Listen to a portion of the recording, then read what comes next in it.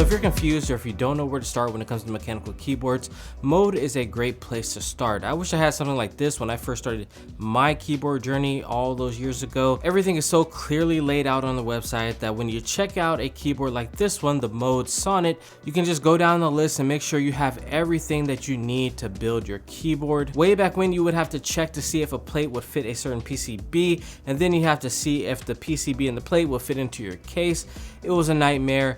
I ended up spending way more than I should have and wasting a lot of money.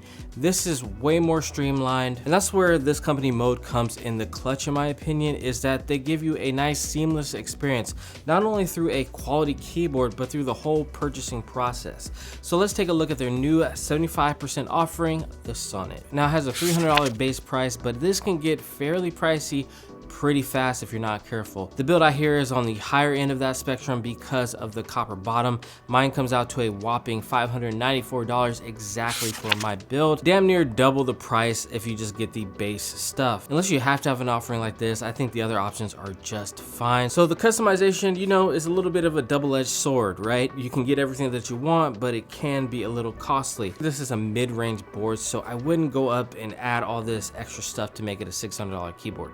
That's just me. I love that they have so many options and combinations, not just 3 different colors to choose from. Now the bar up top can be swapped out. This is something that you can customize and buy extras of. It's not magnetic and it screws in from inside the case, which is not my favorite. I wish this was magnetic, kind of like the Mode 65 was. I call this little band up here, or bar up top, the headband, or you know, the little sweatbands that people used to wear in the NBA. Mode is really known for their forehead keyboards, and this little line helps break up some of that. And honestly, I gotta say, I really like the look of this keyboard. Now there's also an internal weight that you can customize. Personally, if you're getting a solid bottom, just go ahead and get the default black weight, unless you're planning on like taking apart your keyboard and be like, ooh, look to all of your friends. I just don't think it's worth it. Now they also have a clear bottom which can show the weight. In that case, it might be worth going with the multicolor weight. Now for a bunch of plates, I have the polycarbonate plate here. I'll throw up a recommendation for each plate and switch combination that I think works best,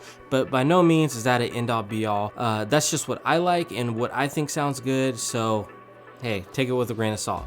Now it comes in a hot swap or solder version. I have the soldered one here. After doing the sound test, I do think that this board could benefit from some case foam, so that's an extra bonus. I think if I were buying this keyboard, I would definitely pick up a piece of that to put in this keyboard. So we touched on the customization a little bit. Let's talk about the build process, which is very seamless, might I add. In fact, it's one of the main highlights of this keyboard. Only 2 screws in the bottom of the case, 5 screws for the plate and the PCB to screw into the top of the case, or you can just skip the screws and use your stack mount. You know, and this is a good sign of a keyboard to me, is when the build process is easy and simplified. Some of the lower budget keyboards try to overcomplicate things when they don't need to. It's like they're overcompensating for something, right?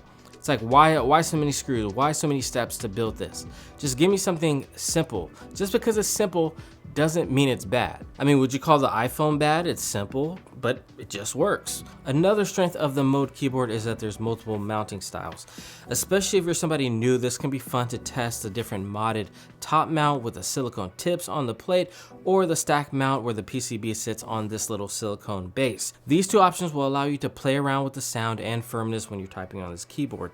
And that's something that you almost never see in the older keyboards, right? When I first started, like, it was just like tray mount or maybe a top mount.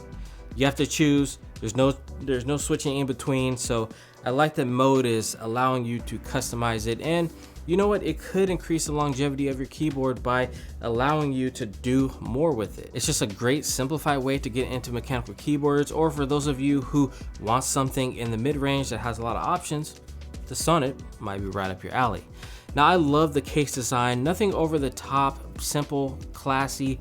The PCB has 2 cutouts to make this keyboard a flex beast. More on that later after the sound test. Fully built, this keyboard is a beast. It is heavy.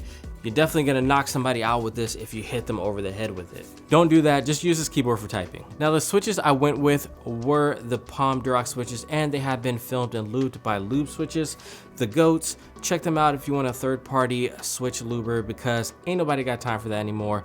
Let somebody else do the lubing for you and do that suffering for you. That's not an ad, I always gotta say that, I just love their service. I was able to match this keyboard pretty nicely with a GMK Olivia that has the same kind of notes and tones that this keyboard carries. I also lubed the Durock Stabilizers with some Krytox lube, and I think it turned out pretty good.